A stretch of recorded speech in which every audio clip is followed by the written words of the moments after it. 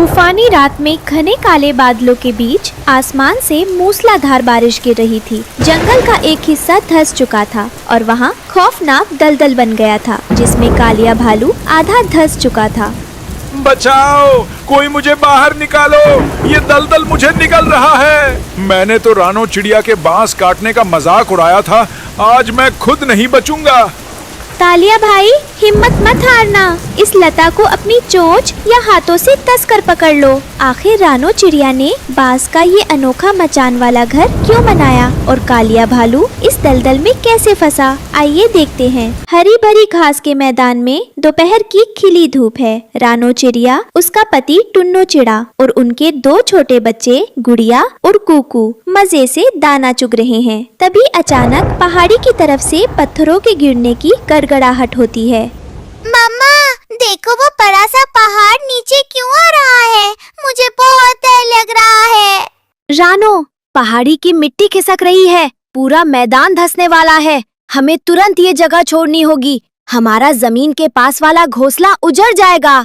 टुन्नू जी, घबराओ मत, बच्चों को लेकर सीधे उस ऊंचे बांस के जंगल की तरफ चलो। बांस की जड़ें मिट्टी को मजबूती से पकड़ कर रखती हैं, वहाँ जमीन कभी नहीं धंसती।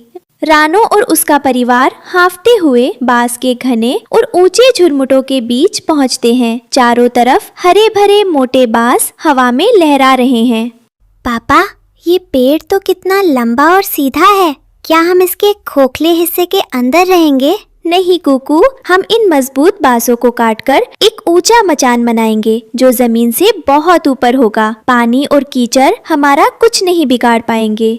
तभी अचानक झाड़ियों में से एक विशाल जंगली बिल्ली अपनी लाल आंखें चमकाते हुए बाहर कूदती है। चिड़िया डर के मारे चीखती हैं और ऊंचे बांस की फुनगी पर जा बैठती हैं। रानो और टुन्नू बांस के कुछ हल्के टुकड़े अपनी चोंच में दबाकर नदी किनारे लाते हैं ताकि उन्हें साफ कर सके। वहीं नदी में कालिया भालू मछली पकड़ रहा है और लालू तोता पेड़ पर बैठा है।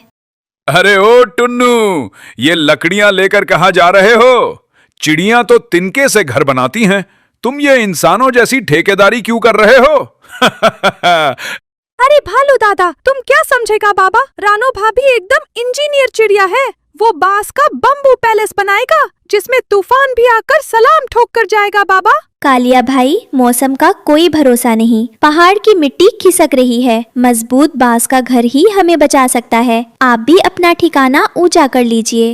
अरे जा, मैं 500 किलो का भालू हूँ, मुझे किसी बांस की जरूरत नहीं।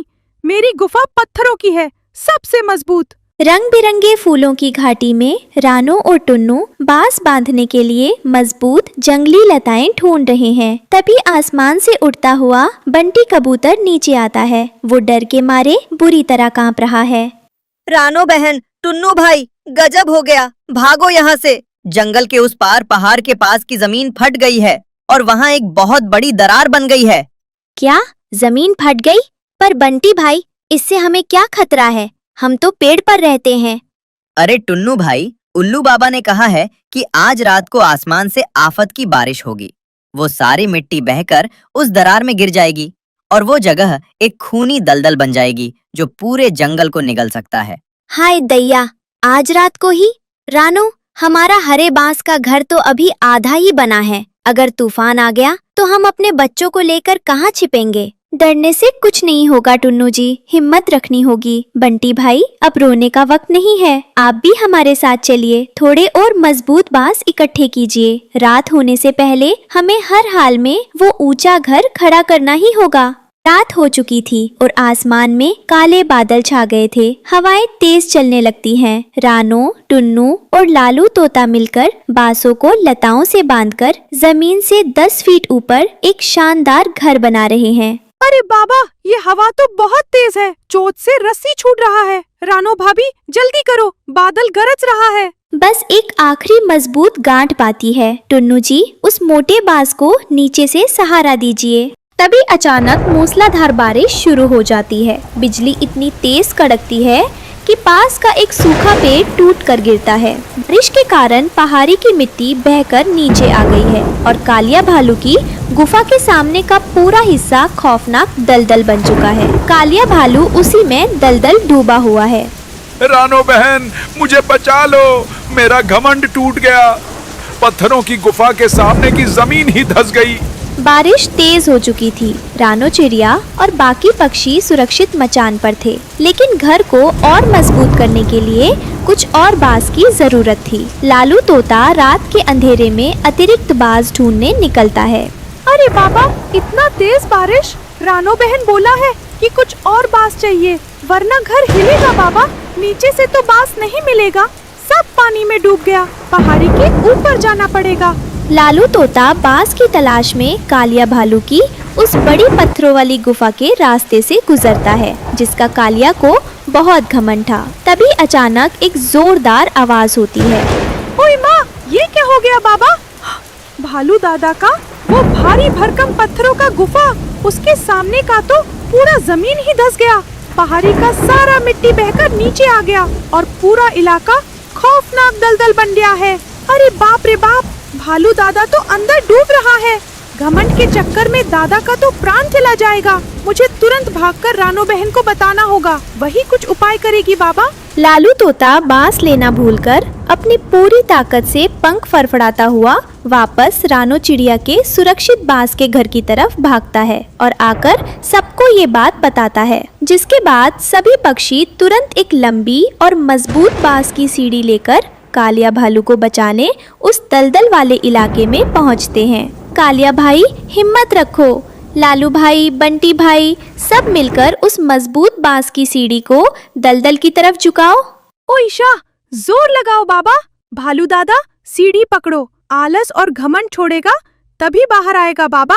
सब मिलकर पूरी ताकत लगाते हैं। कालिया भालू बांस की मजबूत सीढ़ी को पकड़ लेता है। बांस लचीला होने के कारण टूटता नहीं है और भालू धीरे धीरे दलदल से बाहर खींच लिया जाता है। कालिया भालू भीगा और सहमा हुआ रानो के बांस वाले घर पर लेटा है। चारों तरफ तूफान है। रानो बहन, आज अगर तुमने अपनी सूझबूझ से ये बांस का ऊंचा घर न बनाया होता और विपत्ति के समय मेरी मदद न की होती, तो मैं आज जिंदा नहीं बचता। मुझे माफ कर दो।